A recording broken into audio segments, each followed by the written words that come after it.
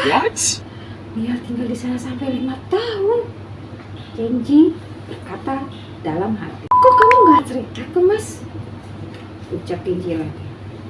Ya gimana mau cerita, Mas aja lagi ada masalah gini. Terus terang aku juga sedih sih. Mia jadi tinggal di sana.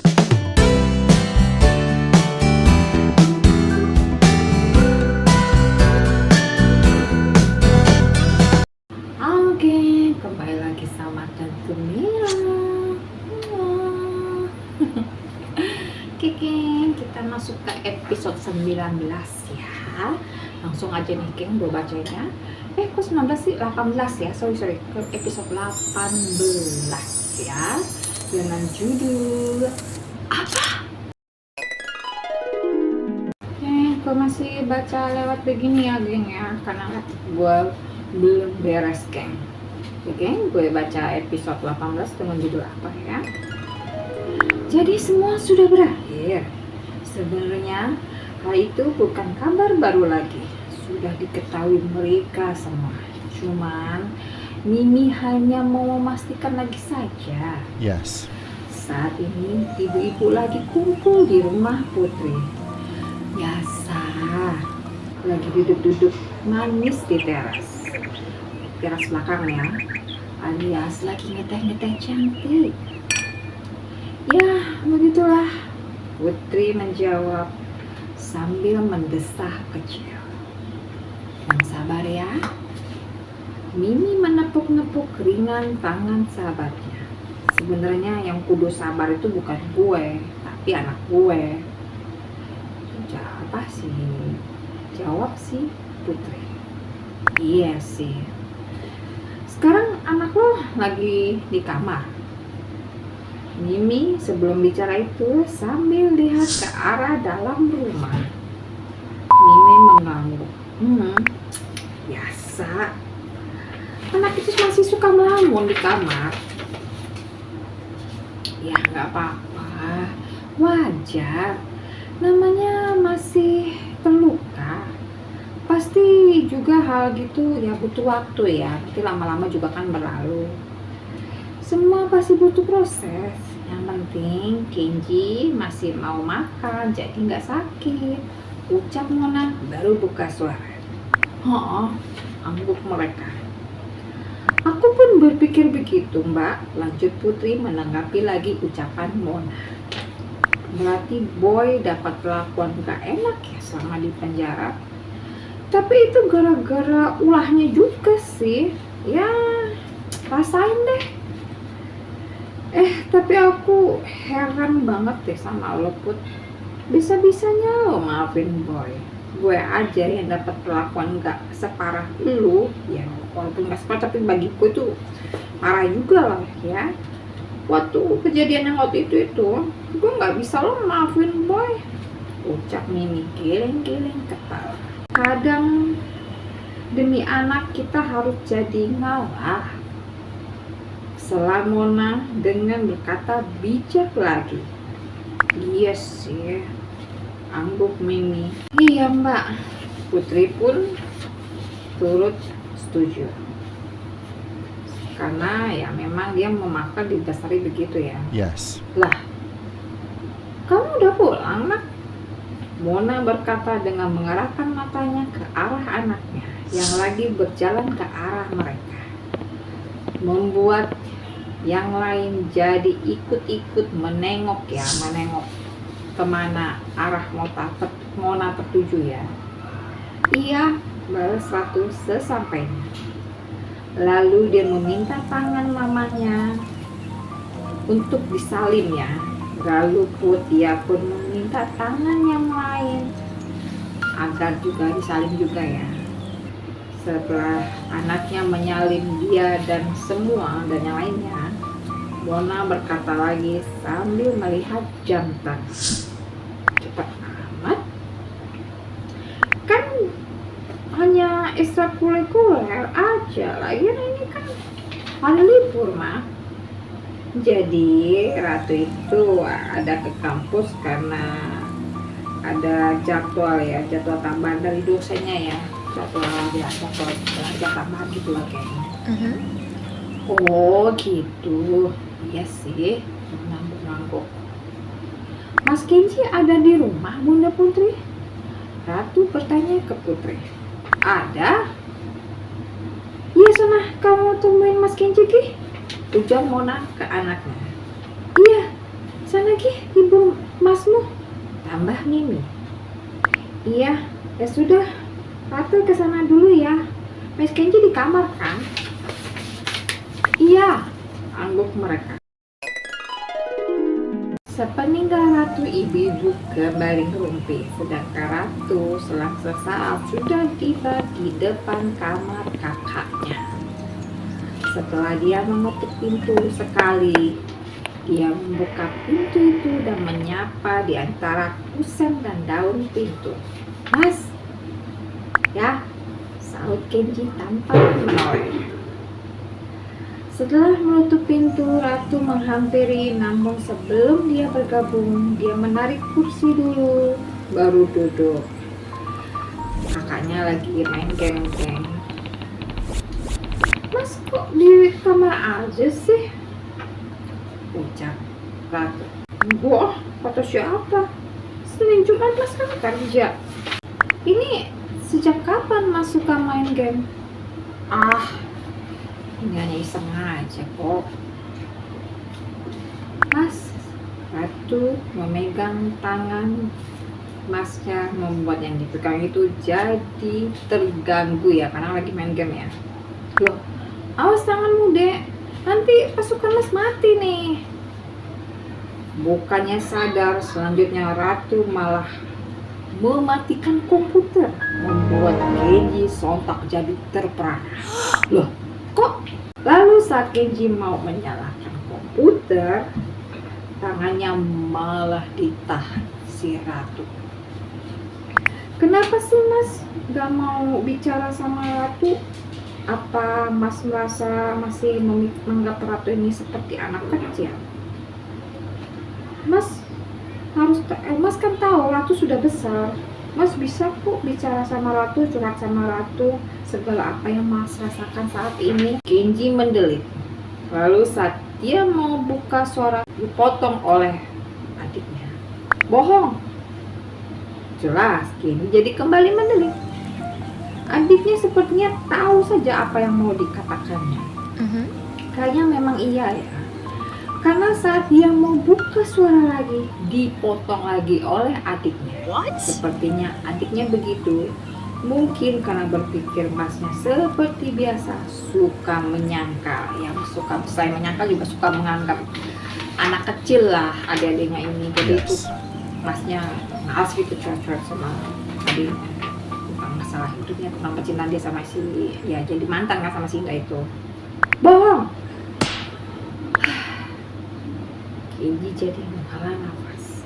Syukurlah kali ini dia tidak dipotong saat dia buka suara. Ya Mas mau bicara apa? Ya bicara aja. Batas Ratu. Mas bukan gak mau curhat, karena memang bukan itu yang Mas butuhkan. Mas hanya butuh hiburan saja, seperti yang Mas lakukan saat ini.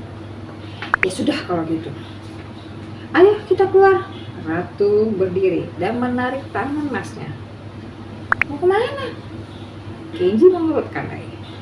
Katanya Mas butuh hiburan. Ayo kita jalan-jalan.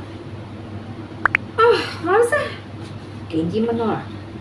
Loh, gimana sih? Katanya butuh hiburan.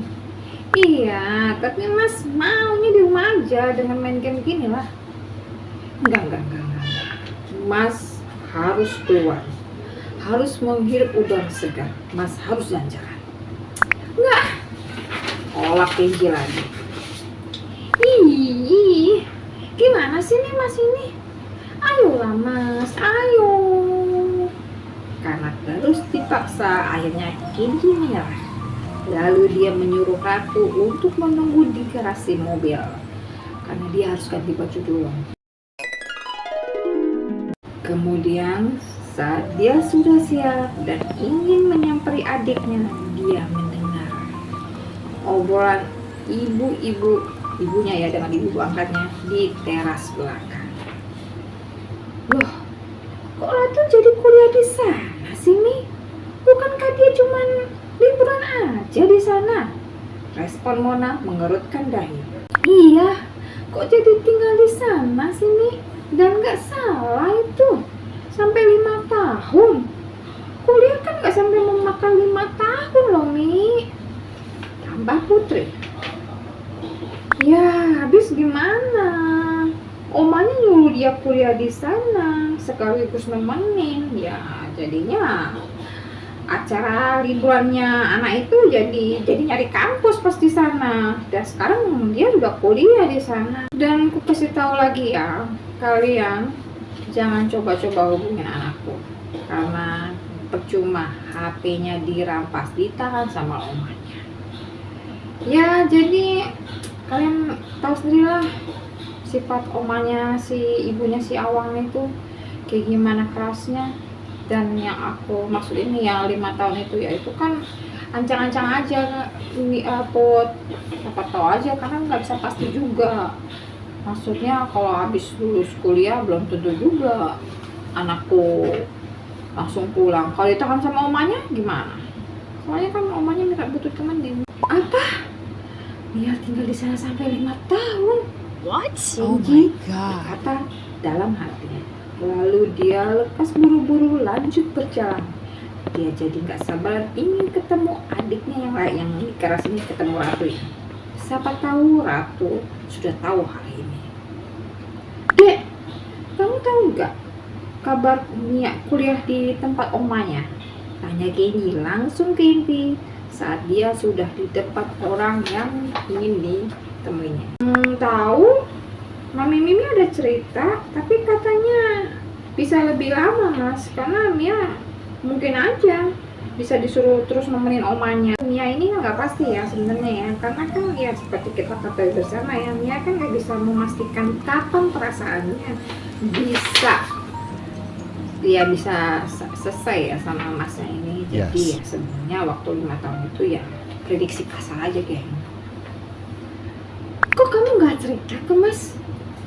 Ucap Kenji lagi. Ya gimana mau cerita, Mas aja lagi ada masalah gini. Terus terang aku juga sedih sih Mia jadi tinggal di sana. Lekas Kenji menekan tombol di ponselnya menghubungi adik pondoknya. HP-nya nggak bisa dihubungi, Mas, ditahan oleh omanya supaya dia nggak goyah dengan suara kita. Jadi nanti dikasih setelah dia lulus kuliah, katanya gitu, Mas, ucap si Ratu. Ya sebenarnya si Kenji udah tahu ya, udah dengar tadi kan di depan obrolan itu ya sama ibu dan ibu wakatnya kan. Cuma ya sampai tahu aja dia berharap ada keajaiban aja. Akibat dia sibuk dengan masalah hidupnya, dia pun sampai lupa lihat keadaan adiknya yang satu itu. Memang yang setahunnya ya, terakhir dia ketemu kan adiknya itu kayak lagi ada masalah berat ya, nangis-nangis itu kan di kamar yang dia nyamper gitu loh, yang di depan kamar itu. Harusnya kan ya si Mia mau gitu, mau bicara sama dia walaupun Mia nggak jadi, tapi kan dia berharap si Mia ini dalam tangkapannya si Kenji ini kan adiknya Botok ini pasti akan bicara kalau dia udah selesai gitu nangisnya. Yes. Taunya ternyata malah dia dengernya ya kayak begini tanpa tahu apa-apa gitu. Juga tuh terakhir ketemu itu ya adiknya mau bicara, because adiknya itu mau kuliah kan, mau liburan kan, dia lulus sekolah SMA pasti kan ada libur ya sebelum dia masuk ke jenjang kuliah kan. Jadi tuh dipikir si Kenji ya nanti mungkin adiknya mau bicara setelah agak tenang, jadi habis nangis dia mungkin mau liburan dulu, mau healing dulu, habis itu mungkin dia ngobrol sama ini, nggak nyangka bakal jadi begini kan. Tut ya pokoknya pasti kan tidak tersambung ya. Kenji pun tahu ya.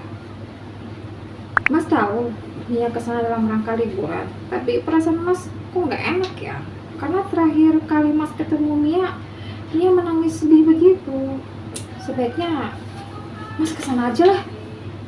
Di tengah Kenji bicara, Ratu terperang. Ini kan hari Sabtu, besok kok pulang besok, Jakarta Semarang hanya 6 jam aja kok. Ya sudah, ayo kita nggak usah jalan-jalan, sebaiknya kita ke sana aja yuk. Let's go. Ajak Kenji. Oh no.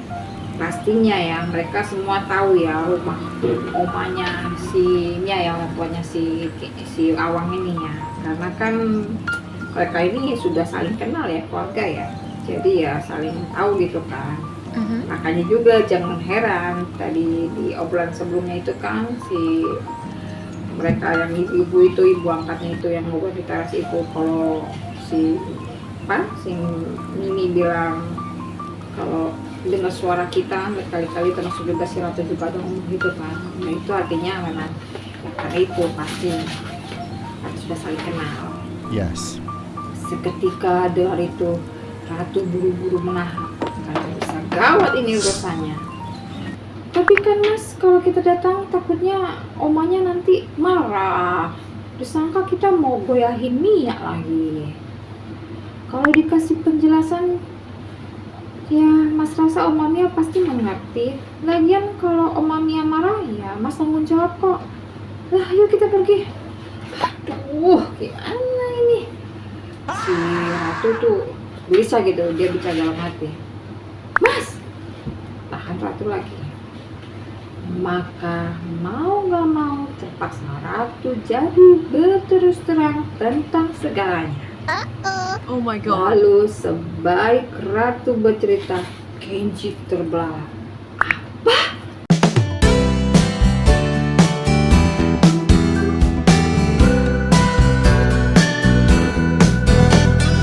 Nah itu ya geng, episode 18 dengan judul apa.